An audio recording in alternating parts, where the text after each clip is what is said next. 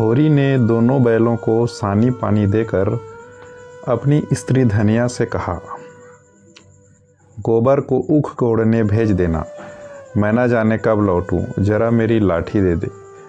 धनिया के दोनों हाथ गोबर से भरे थे, उपले पात कर आई थी। बोली, अरे कुछ रस पानी तो कर लो, ऐसी जल्दी क्या है।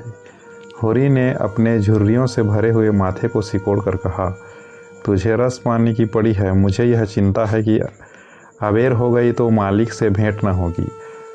स्नान पूजा करने लगेंगे तो घंटों बैठे बीत जाएगा। इसी से तो कहती हूँ कुछ जलपान कर लो, और आज न जाओगे तो कौन हरज होगा। अभी तो परसों गए थे। तू जो बात नहीं समझती उसमें टांग क्यों अड़ाती है भाई। मेरी लाठी दे दे और अपना काम देख। यह इसी मिलते जुलते रहने का प्रसाद है कि अब तक जान बची हुई है, नहीं तो कहीं पता न लगता कि किधर गए।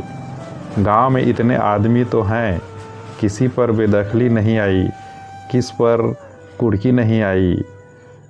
जब दूसरे के पांव तले अपनी गर्दन दबी हुई है तो उन पांव को सहलाने में ही कुशल है।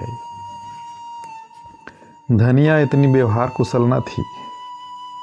उसका विचार था कि हमने जमींदार के खेत जोते हैं तो वह अपना लगान ही तो लेगा, उसकी खुशामद क्यों करें, उसके तलवे क्यों सहलाएं। यद्यपि अपने विवाहित जीवन के इन 20 वर्षों में उसे अच्छी तरह अनुभव हो गया था कि चाहे कितनी ही कतर ब्योंत करो, कितना ही पेट तन काटो, चाहे एक एक कौड़ी को दांत से पकड़ो, तथापि लगान का बेबाक होना मुश्किल है। फिर भी वह हार न मानती थी और इस विषय पर स्त्री पुरुष में आए दिन संग्राम छिड़ा रहता था।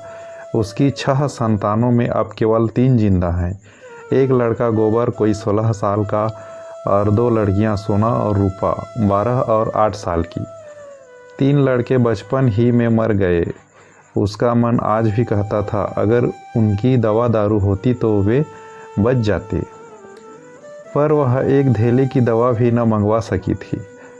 उसकी उम्र ही अभी क्या थी, 36वां ही साल तो था, पर सारे बाल पक गए थे, चेहरे पर झुर्रियाँ पड़ गई थीं, सारी देह ढल गई थी। वह सुंदर गेहुआ रंग सांवला गया था, आँखों से भी कम सूझने लगा था।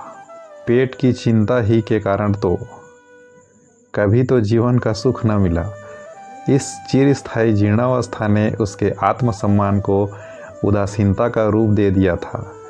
जिस गृहस्थी में पेट को रोटियां भी न मिले, उसके लिए इतनी खुशामद क्यों। इस परिस्थिति से उसका मन बराबर विद्रोह किया करता था और 2-4 घुड़कियां खा लेने पर ही उसे यथार्थ का ज्ञान होता था।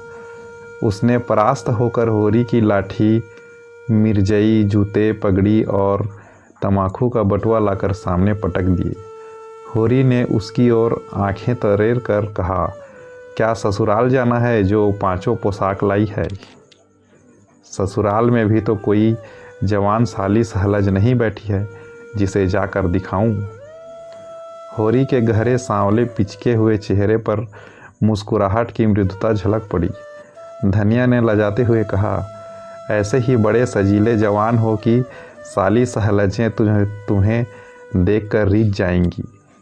होरी ने फटी हुई मिर्जई को बड़ी सावधानी से तह करके खाट पर रखते हुए कहा, तो क्या तू समझती है मैं बूढ़ा हो गया।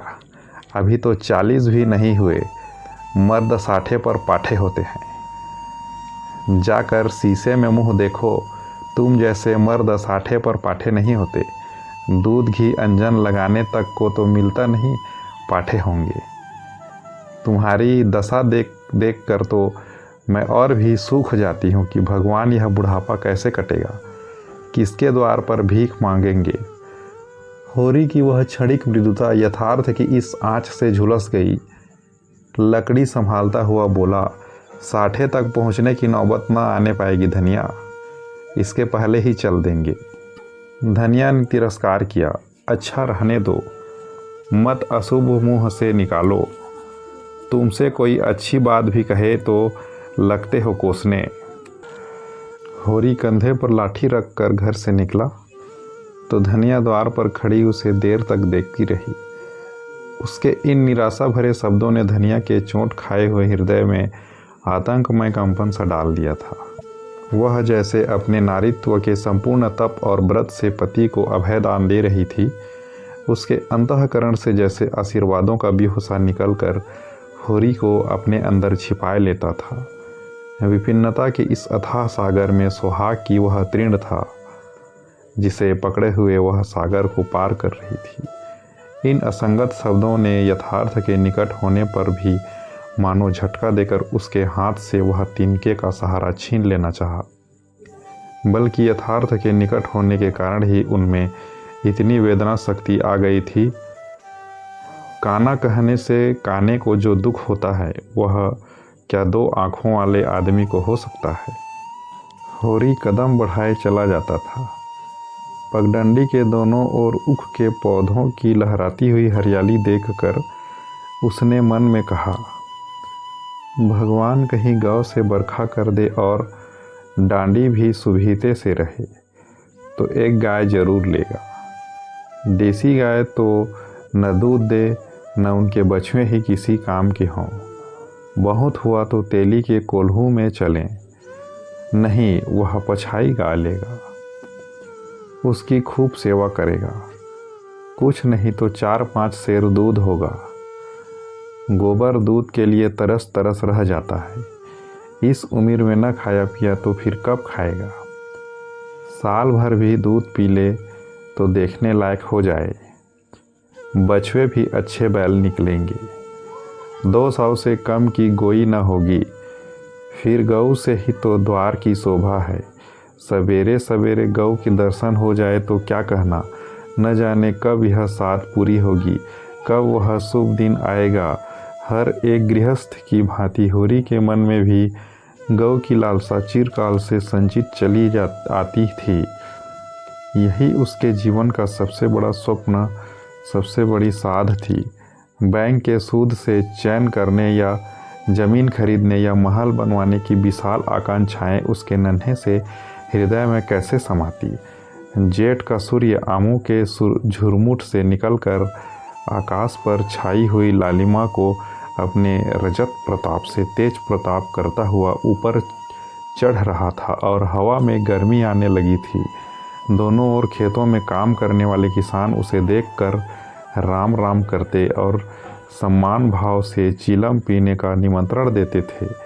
पर होरी को इतना अवकाश कहाँ था। उसके अंदर बैठी हुई सम्मान लालसा ऐसा आदर पाकर उसके सूखे मुख पर गर्व की झलक पैदा कर रही थी।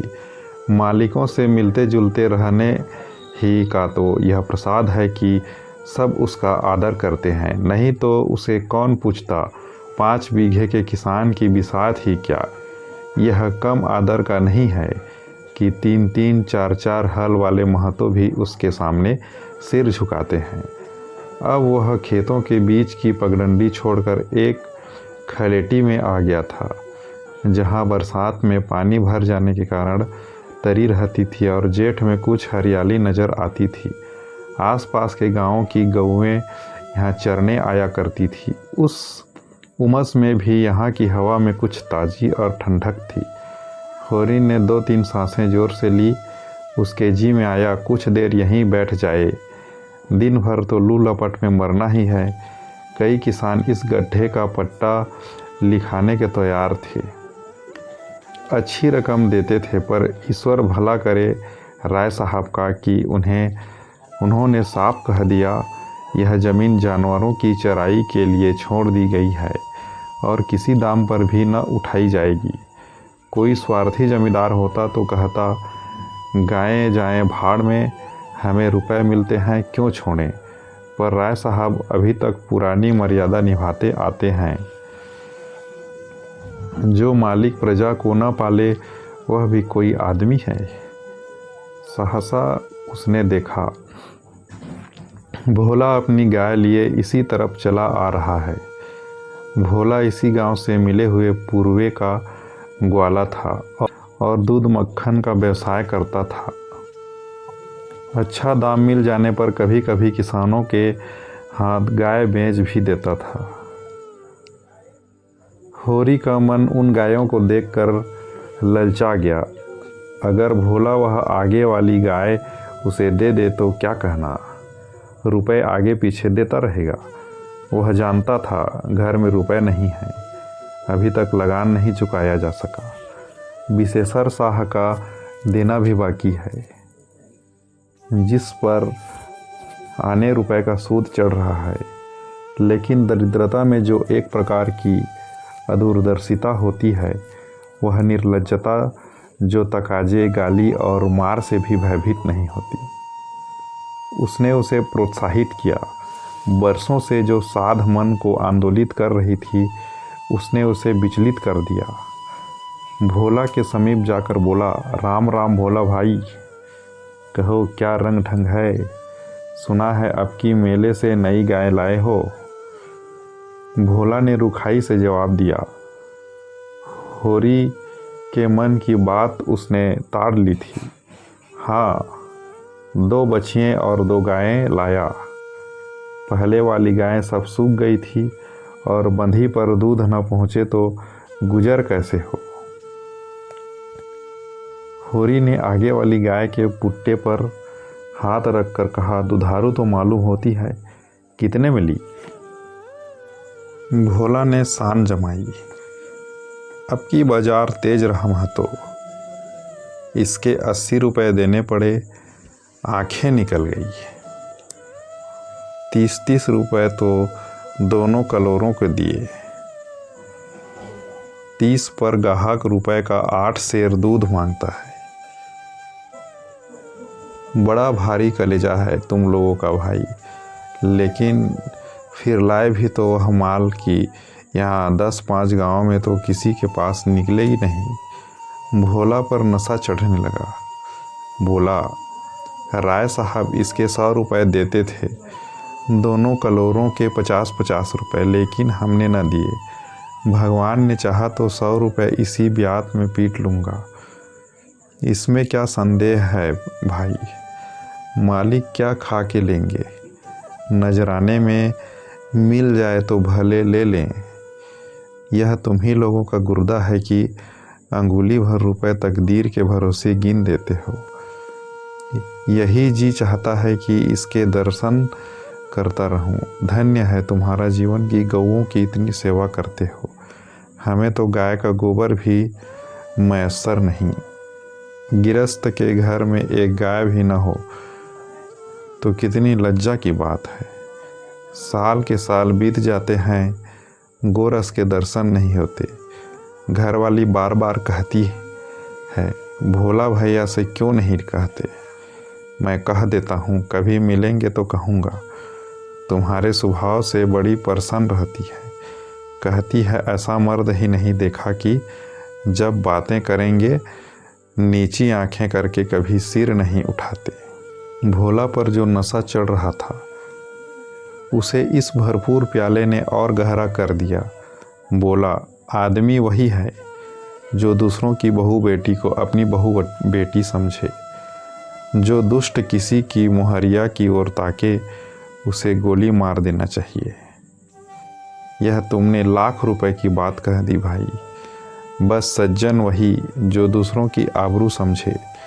जिस तरह मर्द के मर जाने से औरत अनाथ हो जाती है, उसी तरह औरत के मर जाने से मर्द के हाथ पांव टूट जाते हैं। मेरा तो घर उजड़ गया महतो, कोई एक लोटा पानी देने वाला भी नहीं। गत वर्ष भोला की स्त्री लू लग जाने से मर गई थी, यह होरी जानता था। लेकिन 50 बरस का खंखड़ भोला भीतर से इतना स्निग्ध है, वह न जानता था स्त्री की लालसा उसकी आंखों में सजल हो गई थी। होरी को आसन मिल गया, उसकी व्यवहारिक कृषक बुद्धि सजग हो गई। पुरानी मसल झूठी थोड़े है। बिन घरनी घर भूत का डेरा। कहीं सगाई क्यों नहीं ठीक कर लेते। ताक में हूँ महतो, पर कोई जल्दी फंसता नहीं। 150 खर्च करने को भी तैयार हूँ, जैसी भगवान की इच्छा। अब मैं भी फिराक में रहूँगा। भगवान चाहेंगे तो जल्दी घर बस जाएगा। बस यही समझ लो कि उबर जाऊँगा भैया। घर में खाने को भगवान का दिया हो बहुत है। 4 पसेरी रोज़ दूध हो जाता है, लेकिन किस काम का। मेरी ससुराल में एक मेहरिया है। 3-4 साल हुए उसका आदमी उसे छोड़कर कलकत्ते चला गया। बेचारी पिसाई करके गुजारा कर रही है। बाल बच्चा भी कोई नहीं, देखने सुनने में अच्छी है, बस लक्ष्मी समझ लो।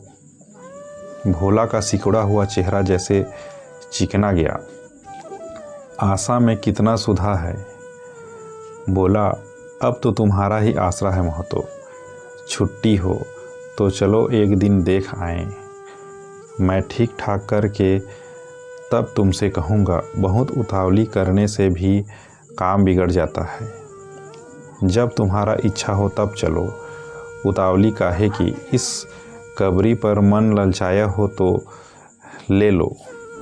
यह गाय मेरे मान की नहीं है दादा। मैं तुम्हें नुकसान नहीं पहुंचाना चाहता। अपना धर्म यह नहीं है कि मित्रों का गला दबाएं। जैसे इतने दिन बीत गए हैं वैसे और भी बीत जाएंगे। तुम तो ऐसी बातें करते हो होरी, जैसे हम तुम 2 हैं। तुम गाय ले जाओ, दाम जो चाहे देना। जैसे मेरे घर रही वैसे तुम्हारे घर रही। 80 रुपये में ली थी, तुम 80 रुपये ही दे देना। जाओ। लेकिन मेरे पास नगद नहीं है दादा। समझ लो तो तुमसे नगद मांगता कौन है भाई। होरी की छाती गज भर की हो गई। 80 रुपये में गाय महंगी न थी। ऐसा अच्छा डील डॉल। दोनों जून में 6-7 सेर दूध। सीधी ऐसी कि बच्चा भी दूह ले। इसका तो एक एक बाछा 100-100 का होगा। द्वार पर बंधेगी तो द्वार की शोभा बढ़ जाएगी। उसे अभी कोई 400 रुपये देने थे, लेकिन उधार को वह एक तरह से मुफ्त समझता था। कहीं भोला की सगाई ठीक हो गई तो 1-2 साल तो वह बोलेगा भी नहीं। सगाई न भी हुई तो होरी का क्या बिगड़ता है। यही तो होगा। भोला बार बार तगादा करने आएगा, बिगड़ेगा, गालियाँ देगा, लेकिन होरी को इसकी ज़्यादा शर्म न थी। इस व्यवहार का वह आदी था। कृषक के जीवन का तो यह प्रसाद है। भोला के साथ वह छल कर रहा था और यह व्यापार उसकी मर्यादा के अनुकूल न थी। अब भी लेन देन में उसके लिए लिखा पढ़ी होने और न होने में कोई अंतर न था। सूखे बूढ़े की विपदाएं उसके मन को भीरू बनाए रहती थी। ईश्वर का रौद्र रूप सदैव उसके सामने रहता था, पर यह छल उसकी नीति में छल न था। यह केवल स्वार्थ सिद्धि थी और यह कोई बुरी बात न थी। इस तरह का छल तो वह दिन रात करता रहता था। घर में 2-4 रुपए पड़े रहने पर भी महाजन के सामने कस्में खा जाता था कि 1 पाई भी नहीं है। सन को कुछ गीला कर देना और रुई में कुछ बिनौले भर देना उसकी नीति में जायज़ था। और यहाँ तो केवल स्वार्थ न था, थोड़ा सा मनोरंजन भी था। बूढ़ों का बुढ़वस हास्यास्पद वस्तु है और ऐसे बूढ़ों से अगर कुछ ऐंठ भी लिया जाए तो कोई दोष पाप नहीं। भोला ने गाय की पगहिया होरी के हाथ में देते हुए कहा, ले जाओ महतो, तुम भी क्या याद करोगे। ब्याते ही 6 सेर दूध लेना। चलो मैं तुम्हारे घर तक पहुंचा दूं।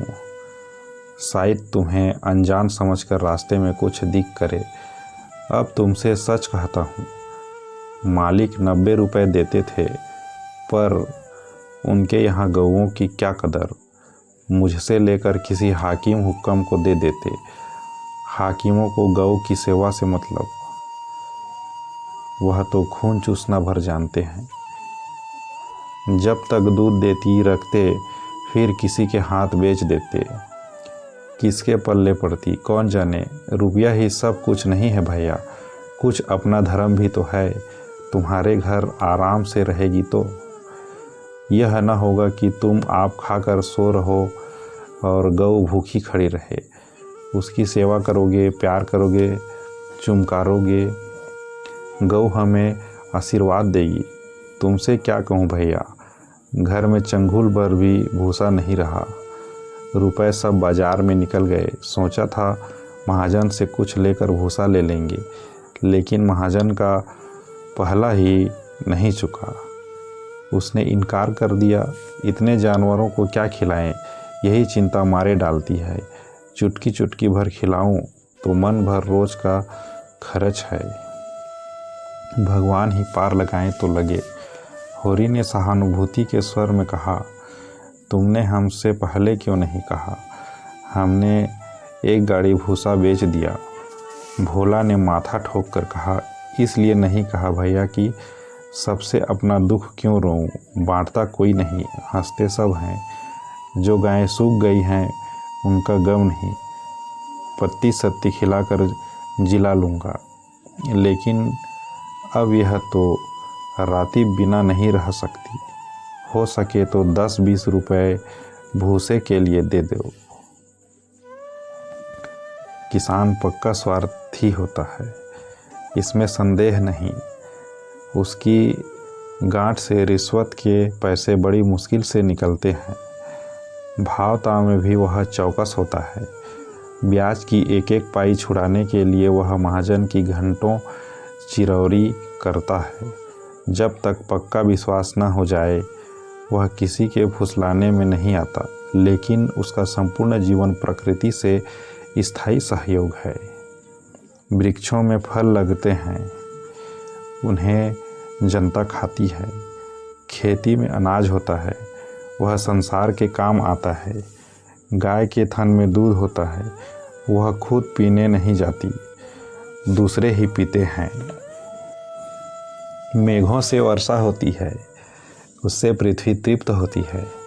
ऐसी संगति में कुत्सित स्वार्थ के लिए कहाँ स्थान।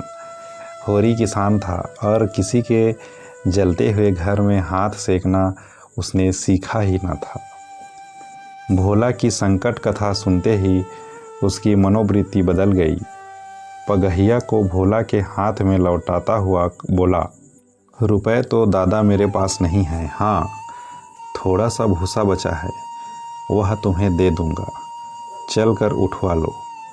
भूसे के लिए तुम गाय बेचोगे और मैं लूँगा, मेरे हाथ न कट जाएंगे। भोला ने आर्द्र कंठ से कहा, तुम्हारे बैल भूखों ना मरेंगे, तुम्हारे पास भी ऐसा कौन सा बहुत सा भूसा रखा है?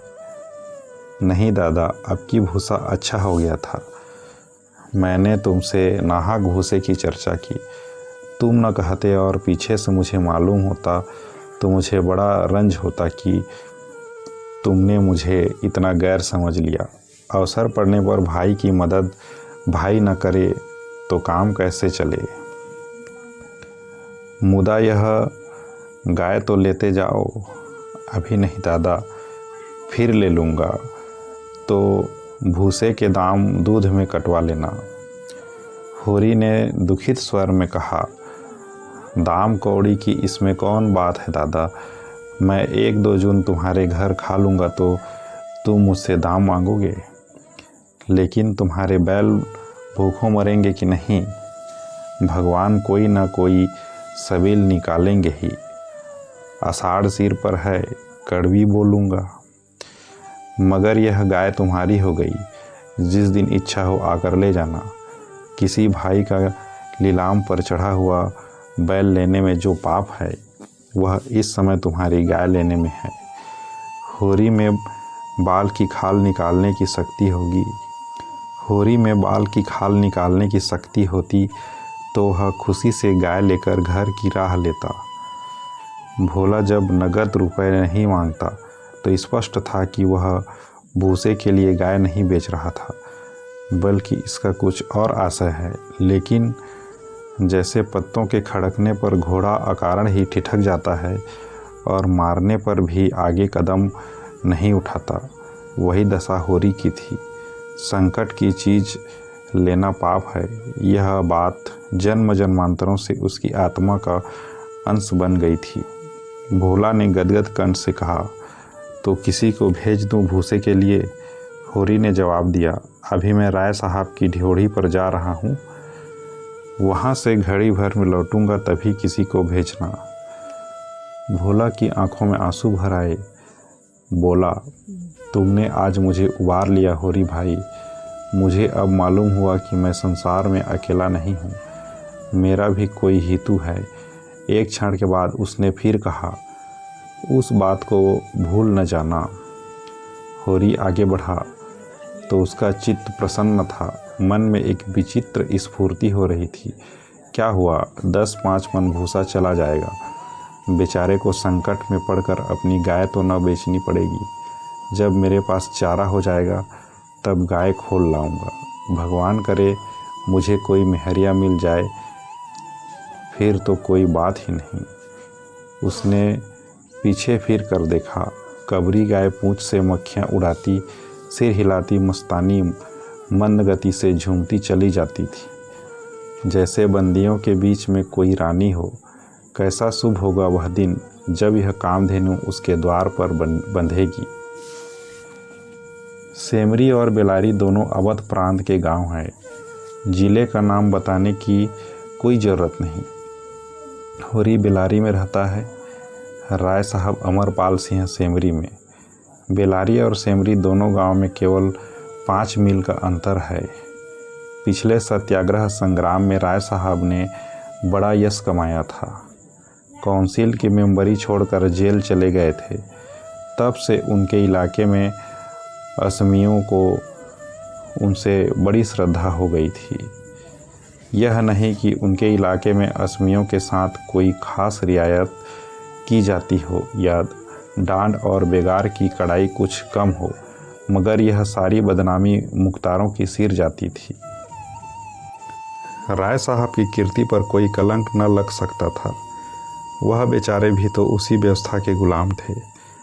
जाब्ते का काम तो जैसा होता चला आया है वैसा ही होगा।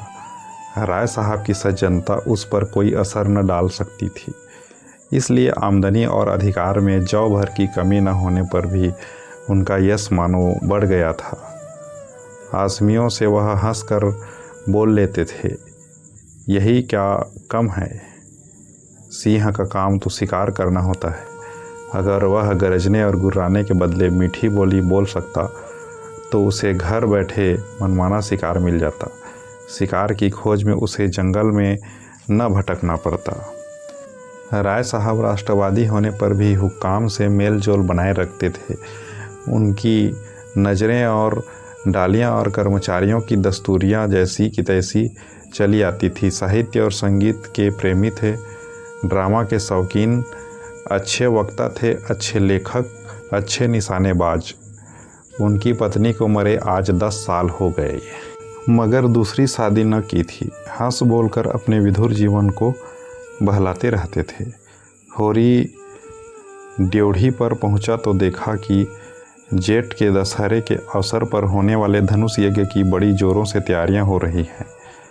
कहीं रंगमंच बन रहा था, कहीं मंडप, कहीं मेहमानों का आतिथ्य गृह, कहीं दुकानदारों के लिए दुकानें। धूप तेज हो गई थी, पर राय साहब खुद काम में लगे हुए थे। अपने पिता से संपत्ति के साथ साथ उन्होंने राम की भक्ति भी पाई थी और धनुष यज्ञ को नाटक का रूप देकर उसे शिष्ट मनोरंजन का साधन बना दिया था। इस अवसर पर उनके यार दोस्त, हाकिम, हुक्काम सभी निमंत्रित होते थे और 2-3 दिन इलाके में बड़ी चहल पहल रहती थी। राय साहब का परिवार बहुत विशाल था। कोई 150 आदमी एक साथ भोजन करते थे। कई चचा थे, दर्जनों चचेरे भाई, कई सगे भाई, 20 से भी अधिक नाते के भाई। एक चचा साहब राधा के अनन्य उपासक थे और बराबर वृंदावन में रहते थे। भक्ति रस के कितने ही कवित्त रच डाले थे और समय समय पर उन्हें छपवा कर दोस्तों की भेंट कर देते थे।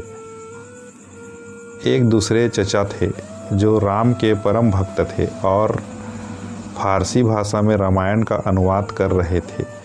रियासत में सबके वजीफे बंधे हुए थे, किसी को कोई काम करने की ज़रूरत न थी। होरी मंडप में खड़ा अभी सोच ही रहा था कि अपने आने की सूचना राय साहब को कैसे दे। सहसा राय साहब उधर ही आ निकले और उसे देखते ही बोले, अरे तू आ गया होरी, मैं तो तुझे बुलवाने वाला था। देख, अब की तुझे राजा जनक का माली बनना पड़ेगा, समझ गया ना। जिस वक्त श्री जानकी जी मंदिर में पूजा करने जाती हैं, उसी वक्त तू एक गुलदस्ता लिए खड़ा रहेगा और जानकी जी को भेंट करेगा। गलती न करना, और देख, असमियों से ताकीद करके यह कह देना कि सब के सब शगुन करने आए। मेरे साथ कोठी में आ, तुझसे कुछ बातें करनी है। वह आगे आगे कोठी की ओर चले, होरी पीछे पीछे चला। वहीं एक घने वृक्ष की छाया में एक कुर्सी पर बैठ गए और होरी को जमीन पर बैठने का इशारा करके बोले, समझ गया मैंने क्या कहा। कारकुन को तो जो करना है वह करेगा ही, लेकिन आसामी जितने मन से आसामी की बात सुनता है, कारकुन की नहीं सुनता। हमें इन्हीं 5-7 दिनों में 20,000 का प्रबंध करना है। कैसे होगा समझ में नहीं आता। तुम सोचते होगे मुझ टके के आदमी से मालिक क्यों अपना दुखड़ा ले बैठे।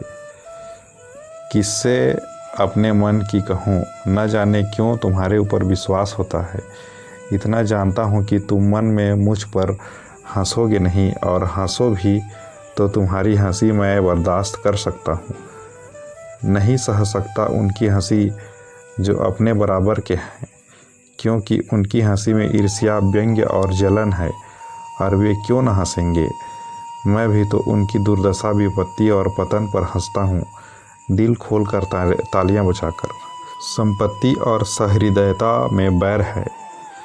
हम भी दान देते हैं, धर्म करते हैं, लेकिन जानते हो क्यों? केवल अपने बराबर वालों को नीचा दिखाने के लिए। हमारा दान और धर्म कोरा अहंकार है, विशुद्ध अहंकार। हम में से किसी पर डिग्री हो जाए, कुर्की आ जाए, बकाया मालगुजारी की इल्लत में हवालात हो जाए, किसी का जवान बेटा मर जाए, किसी की विधवा बहू निकल जाए, किसी के घर में आग लग जाए, कोई किसी वेश्या के हाथों उल्लू बन जाए या अपने असामियों के हाथों पिट जाए, तो उसके और सभी भाई उस पर हंसेंगे, बगलें बजाएंगे, मानो सारे संसार की संपदा मिल गई है। और मिलेंगे तो इतने प्रेम से जैसे हमारे पसीने की जगह खून बहाने को तैयार हैं। अरे और तो और हमारे चचेरे फुफेरे मुमेरे मौसेरे भाई जो इसी रियासत की बदौलत मौज उड़ा रहे हैं, कविता कर रहे हैं और जुए खेल रहे हैं, शराबें पी रहे हैं और अयासी कर रहे हैं, वह भी मुझसे जलते हैं। आज मर जाऊं तो घी के चिराग जलाएं। मेरे दुख को दुख समझने वाला कोई नहीं। उनकी नज़रों में मुझे दुखी होने का कोई अधिकार ही नहीं है।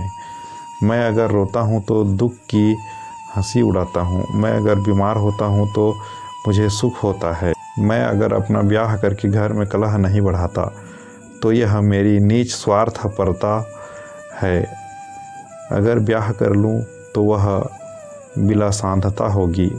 अगर शराब नहीं पीता तो मेरी कंजूसी है। शराब पीने लगूं तो वह प्रजा का रक्त होगा। अगर अयासी नहीं करता तो अरसिक हूँ, अयासी करने लगूं तो फिर कहना ही क्या। इन लोगों ने मुझे भोग विलास में फंसाने के लिए कम चालें नहीं चली और अब तक चलते जाते हैं। उनकी यही इच्छा है कि मैं अंधा हो जाऊं और ये लोग मुझे लूट लें, और मेरा धर्म यह है कि सब कुछ देख कर भी कुछ न देखूं, सब कुछ जानकर भी गधा बना रहूं। राय साहब ने गाड़ी को आगे बढ़ाने के लिए 2 बीड़े पान खाए और होरी के मुंह की ओर ताकने लगे, जैसे उसके मनोभाव को पढ़ना चाहते हो। होरी ने साहस बटोर कर कहा, हम समझते थे कि ऐसी बातें हम ही लोगों में होती है, पर जान पड़ता है बड़े आदमियों में भी उनकी कमी नहीं है।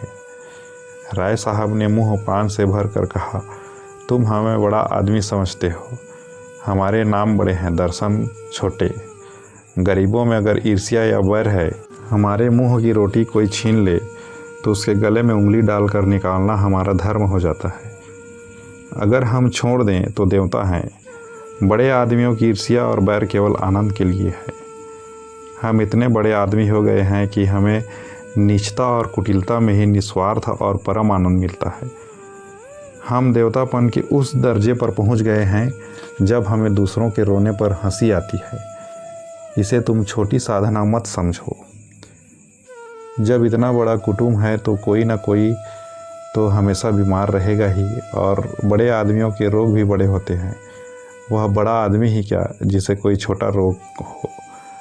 मामूली ज्वर भी आ जाए तो हमें सरसान की दवा दी जाती है। मामूली फुंसी भी निकल आए तो वह जहरबाद बन जाती है। अब छोटे सर्जन और मझोले सर्जन और बड़े सर्जन तार से बुलाए जा रहे हैं। मसीहुल मुल्क को लाने के लिए दिल्ली आदमी भेजा जा रहा है। भिस्गाचार्य को लाने के लिए कलकत्ता। उधर देवालय में दुर्गा पाठ हो रहा है और ज्योतिषाचार्य कुंडली का विचार कर रहे हैं और तंत्र के आचार्य अपने अनुष्ठान में लगे हुए हैं। राजा साहब को यमराज के मुंह से निकालने के लिए दौड़ लगी हुई है। वैद्य और डॉक्टर इस ताक में रहते हैं कि कब इनके सिर में दर्द हो और कब उनके घर में सोने की वर्षा हो। ये रुपए तुमसे और तुम्हारे भाइयों से वसूल किए जाते हैं भाले की नोक पर। मुझे तो यही आश्चर्य होता है कि क्यों तुम्हारी आहों की दावनल हमें भस्म नहीं कर डालता। मगर नहीं, आश्चर्य करने की कोई बात नहीं। भस्म होने में तो बहुत देर नहीं लगती, वेदना भी थोड़ी ही देर की होती है। हम जौ अंगुल अंगुल और पोर पोर भस्म हो रहे हैं। उस हाहाकार से बचने के लिए हम पुलिस की, हुक्काम की, अदालत की, वकीलों की शरण लेते हैं और रूपवती स्त्री की भांति सभी के हाथों का खिलौना बनते हैं। दुनिया समझती है हम बड़े सुखी हैं। हमारे पास इलाके, महल, सवारियां, नौकर चाकर, कर्ज, वेश्याएं क्या नहीं हैं। लेकिन जिसकी आत्मा में बल नहीं, अभिमान नहीं, वह और चाहे कुछ हो आदमी नहीं है।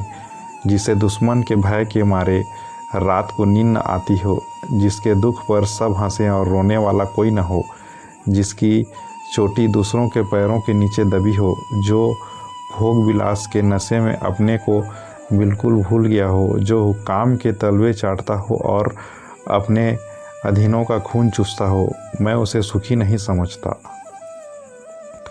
वह तो संसार का सबसे अभागा प्राणी है। साहब शिकार खेलने आए या दौरे पर, मेरा कर्तव्य है कि उनकी दुम के पीछे लगा रहूं।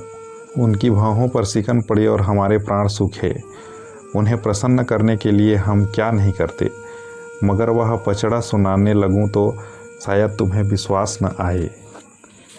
डालियों और रिश्वतों तक तो खैर गनीमत है।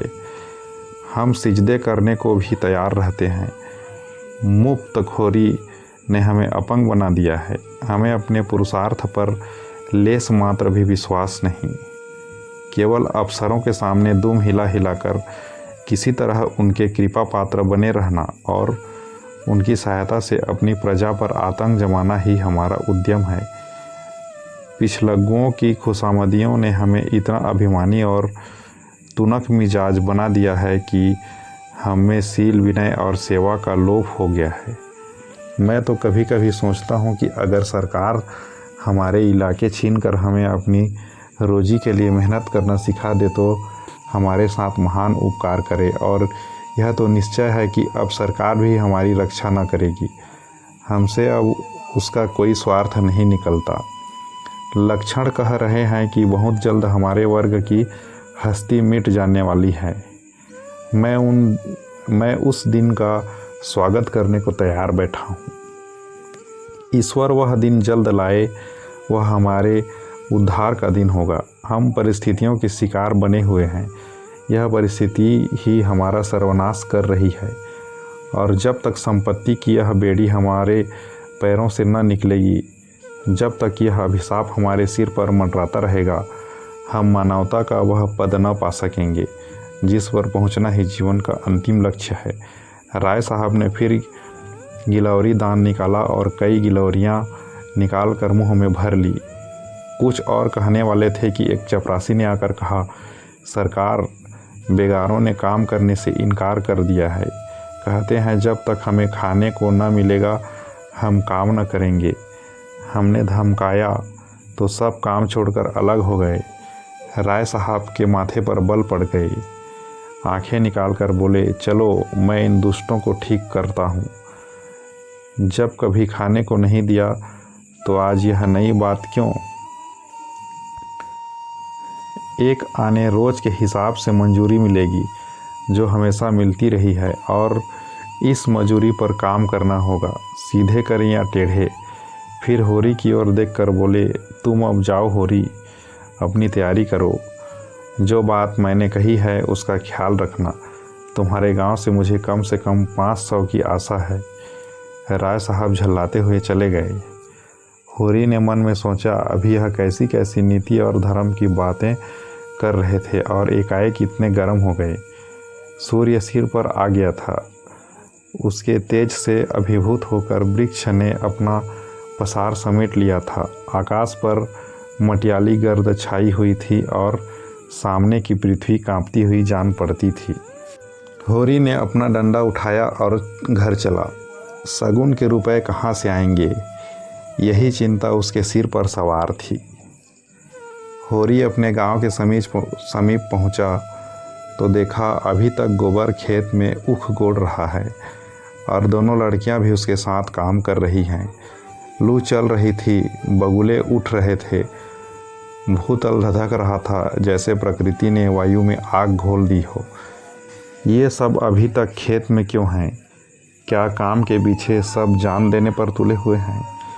वह खेत की ओर चला और दूर ही से चिल्लाकर बोला, आता क्यों नहीं गोबर? क्या काम ही करता रहेगा? दोपहर ढल गई, कुछ सूझता है कि नहीं? उसे देखते ही तीनों ने कुदालें उठा ली और उसके साथ हो लिए। गोबर सांवला, लंबा, एक हरा युवक था जिसे इस काम में रुचि न मालूम होती थी। प्रसन्नता की जगह मुख पर असंतोष और विद्रोह था। वह इसलिए काम में लगा हुआ था कि वह दिखाना चाहता था उसे खाने पीने की कोई फिक्र नहीं है। बड़ी लड़की सोना लज्जाशील कुमारी थी, सांवली, सुडौल, प्रसन्न और चपल। गाढ़े की लाल साड़ी जिसे वह घुटनों से मोड़कर कमर में बांधे हुए थी, उसके हल्के शरीर पर कुछ लदी हुई सी थी और उसे प्रौढ़ता की गरिमा दे रही थी। छोटी रूपा 5-6 साल की छोकरी थी। मैली सिर पर बालों का एक घोंसला सा बना हुआ था। एक लंगोटी कमर में बांधे, बहुत ही ढीठ और रोनी। रूपा ने होरी की टांगों में लिपट कर कहा, काका देखो, मैंने एक धेला भी नहीं छोड़ा।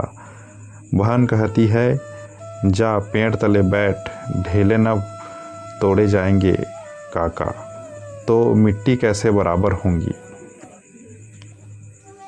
होरी ने उसे गोद में उठा प्यार करते हुए कहा, तूने बहुत अच्छा किया बेटी, चल घर चलें। कुछ देर अपने विद्रोह को दबाए रहने के बाद गोबर बोला, यह तुम रोज़ रोज़ मालिकों की खुशामद करने क्यों जाते हो? बाकी न चुके तो प्यादा आकर गालियां सुनाता है, बेगार देनी ही पड़ती है। नजराना सब तो हमसे भराया जाता है, फिर किसी की क्यों सलामी करो। इस समय यही भाव होरी के मन में भी आ रहे थे, लेकिन लड़के के इस विद्रोह भाव को दबाना जरूरी था। बोला, सलामी करने न जाए तो रहें कहाँ? भगवान ने जब गुलाम बना दिया है तो अपना क्या बस है। यह इसी सलामी की बरकत है कि द्वार पर मड़ैया डाल ली और किसी ने कुछ नहीं कहा। घूरे ने अपने द्वार पर खूंटा गाड़ा, जिस पर करिंदों ने 2 रुपए डांड ले लिए थे। तलैया से कितनी मिट्टी हमने खोदी, करिंदों ने कुछ नहीं कहा। दूसरा खोदे तो नज़र देनी पड़े। अपने मतलब के लिए सलामी करने जाता हूँ, पाँव में सनीचर नहीं है और न सलामी करने में कोई बड़ा सुख मिलता है। घंटों खड़े रहो तब जाकर मालिक को खबर होती है। कभी बाहर निकलते हैं, कभी कहला देते हैं कि फुर्सत नहीं है। गोबर ने कटाक्ष किया, बड़े आदमियों की हाँ में हाँ मिलाने में कुछ न कुछ आनंद तो मिलता ही है, नहीं तो लोग मेंबरी के लिए क्यों खड़े हो। जब सिर पर पड़ेगी तब मालूम होगा बेटा, अभी जो चाहे कह लो।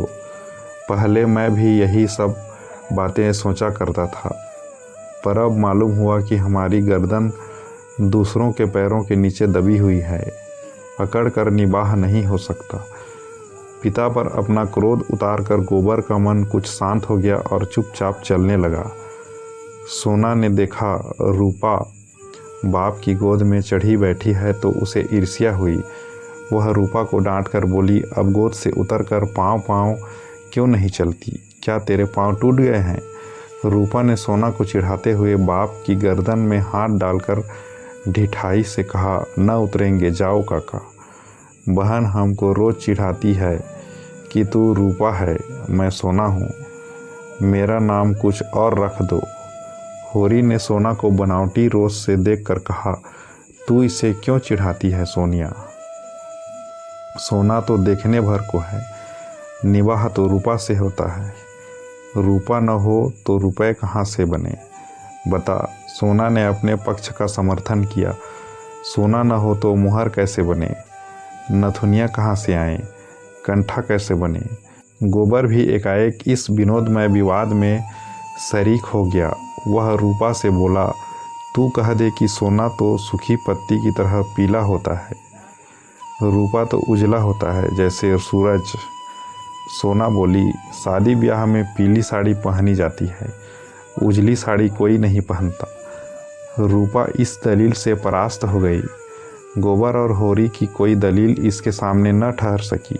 उसने क्षुब्ध आँखों से होरी को देखा। होरी को एक नई युक्ति सूझ गई। बोला, सोना बड़े आदमियों के लिए है, हम गरीबों के लिए तो रूपा ही है। जैसे जौ को राजा कहते हैं, गेहूं को चमार, इसलिए न कि गेहूं बड़े आदमी खाते हैं, जौ हम लोग खाते हैं। सोना के पास इस सबल युक्ति का कोई जवाब न था। परास्त होकर बोली, तुम सब जने एक ओर हो गए, नहीं रुपया को रुलाकर छोड़ती। ये लोग घर पहुँचे तो धनिया द्वार पर खड़ी इनकी बाट जोह रही थी। रुष्ट होकर बोली, आज इतनी देर क्यों की गोबर? काम के पीछे कोई प्राण थोड़े ही दे देता है।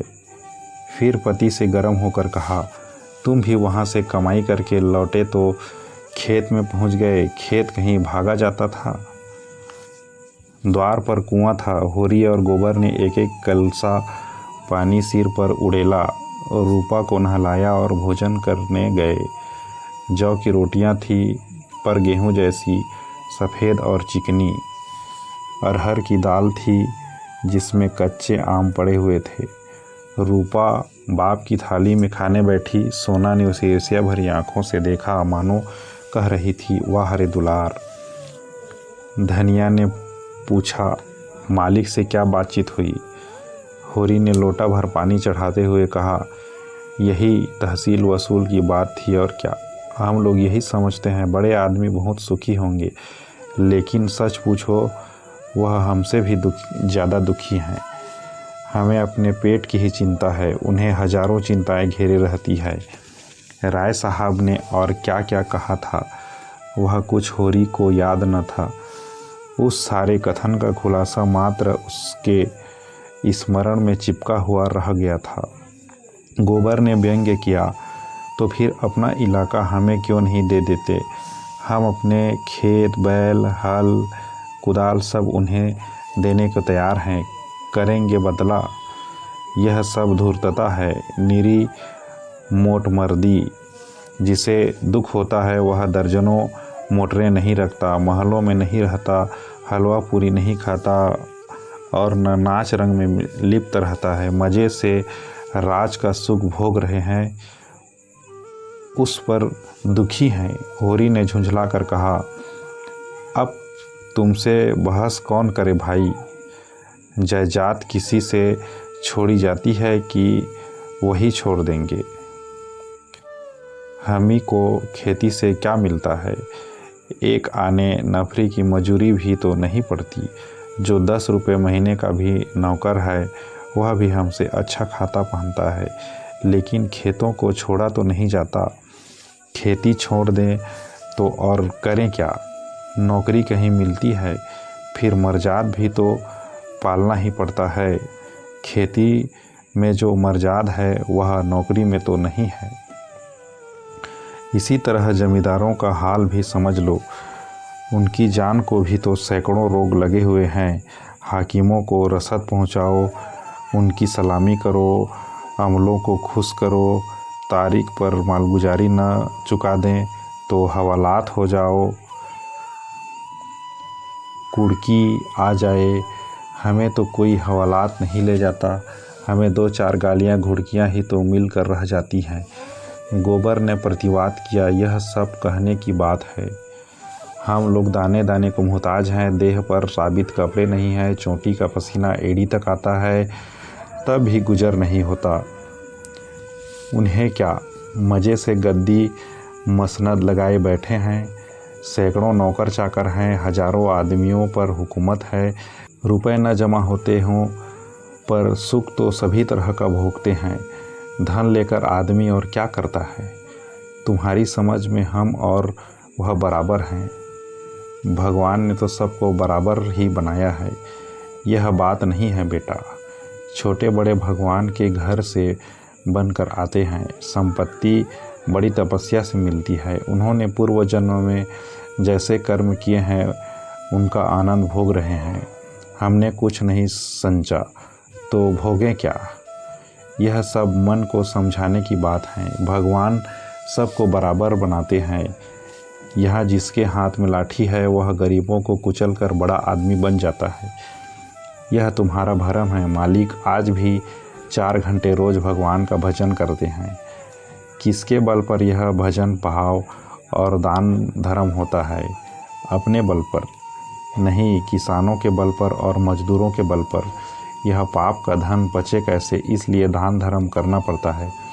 भगवान का भजन भी इसलिए होता है, भूखे नंगे रहकर भगवान का भजन करें तो हम भी देखें।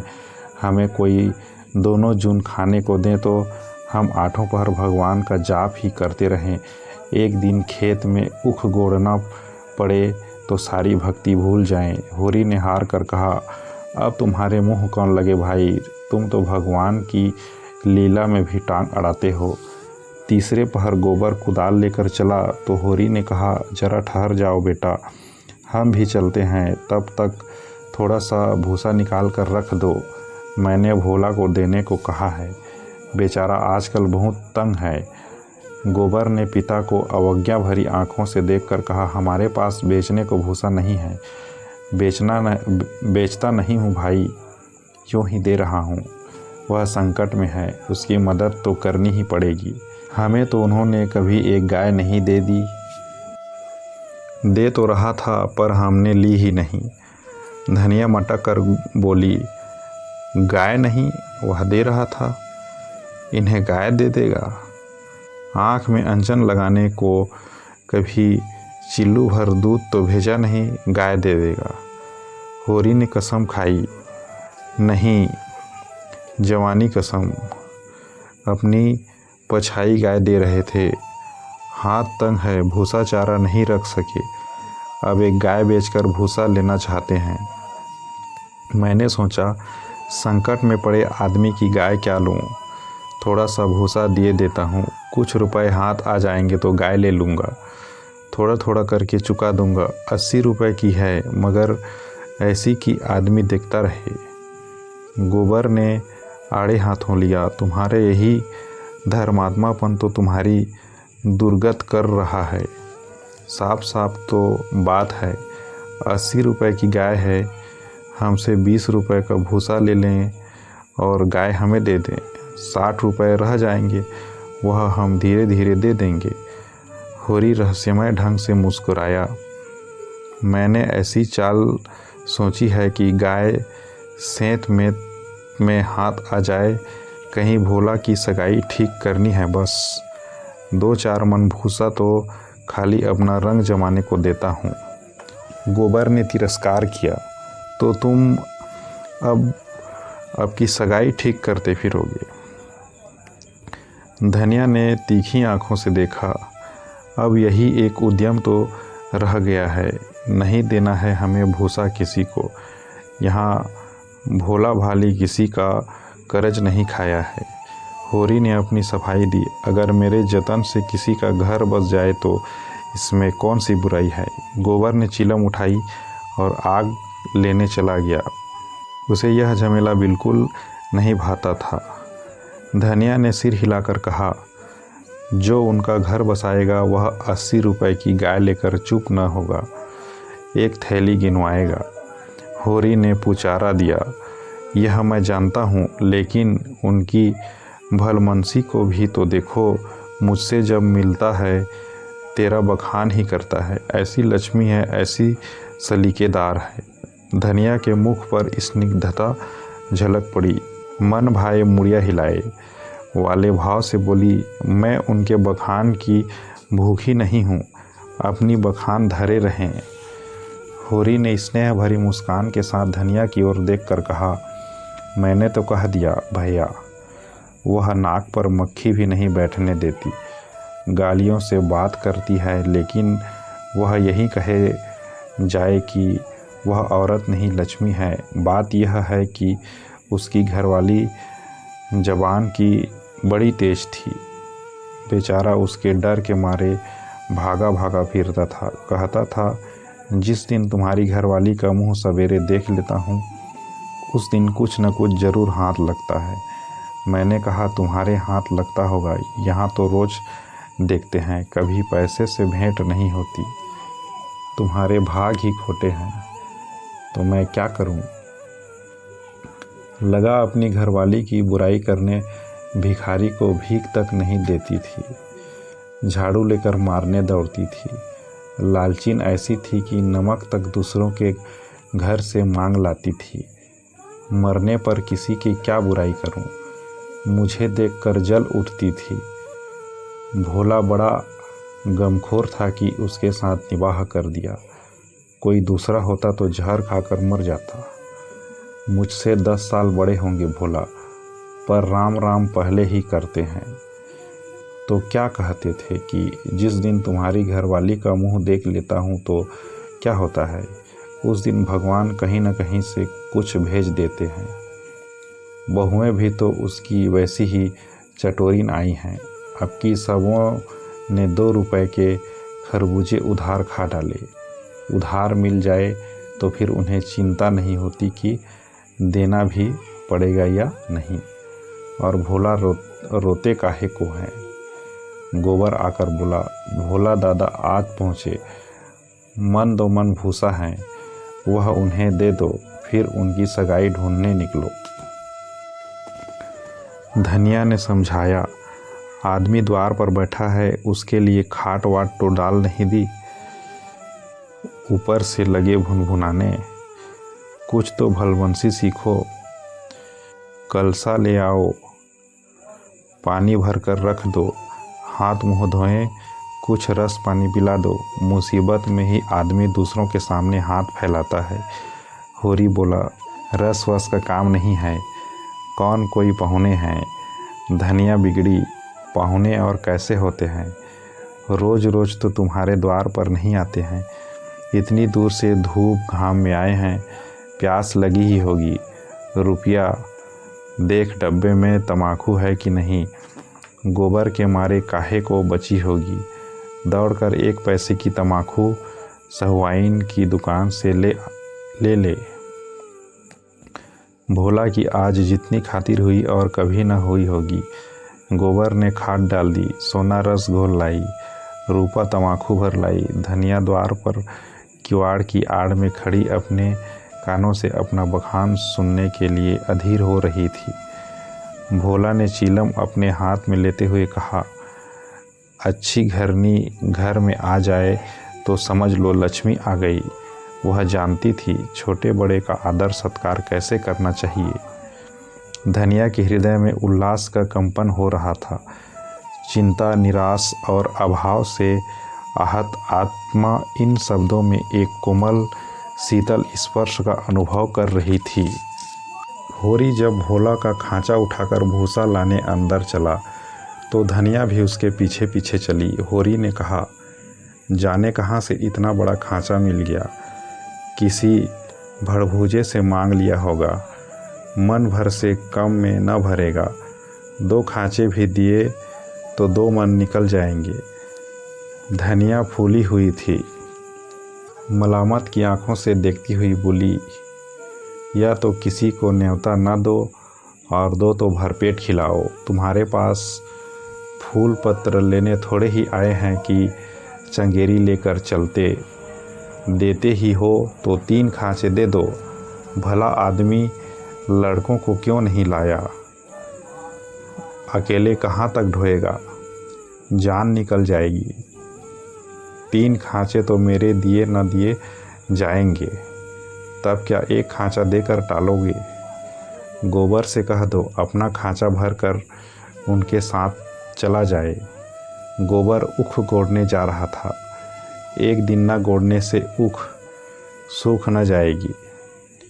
यह तो उनका काम था कि किसी को अपने भगवान के दिए 2 बेटे हैं, न होंगे घर पर, दूध लेकर बाजार गए होंगे। यह तो अच्छी दिल लगी है कि अपना माल भी दो और उसे घर तक पहुंचा भी दो। लाद दे, लदा दे, लादने वाला साथ कर दे। अच्छा भाई, कोई मत जाए, मैं पहुंचा दूंगी। बड़ों की सेवा करने में लाज नहीं है।